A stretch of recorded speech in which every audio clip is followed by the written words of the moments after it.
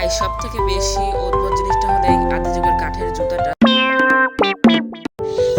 Guys আজকে শুধু আমি বের করবো গ্রামের 3টি অদ্ভুত জিনিস এবং সেটাও মাত্র 1 ঘন্টায়। সো ভিডিও শুরু করা যাক, লেট স্টার্ট। গাইস আমাদের লিস্টের প্রথম স্থানে এই জায়গাটি অবস্থান পেয়েছে। দেখতেই পাচ্ছেন আকাশ ভরা মেঘ, বৃষ্টি আসার আগের মুহূর্ত।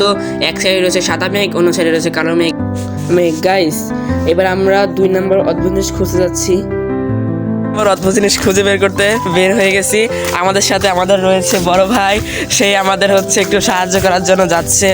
সো গাইস আপনাদের জন্য এত কষ্ট করে প্লিজ একটা ভিডিওতে লাইক করবেন এবং চ্যানেলটি সাবস্ক্রাইব করবেন। আর এই বড় ভাইকে জিজ্ঞাসছি যে এখানে কি কি অদ্ভুত জিনিসটাও দেখতে পাওয়া যায়।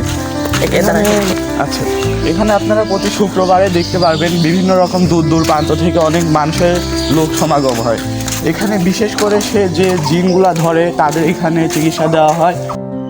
গাইস শুনেছি এই গাছে নাকি অনেক ধরনের জিন রয়েছে। এটাই আমাদের দ্বিতীয় অদ্ভুত জিনিস এবং তৃতীয় অদ্ভুত জিনিস দেখতে আমরা ভিতরে যাচ্ছি।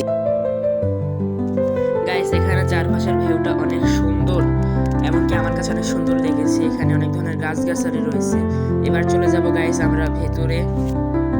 গাইস ভিতর অনেক পরিষ্কার পরিচ্ছন্ন।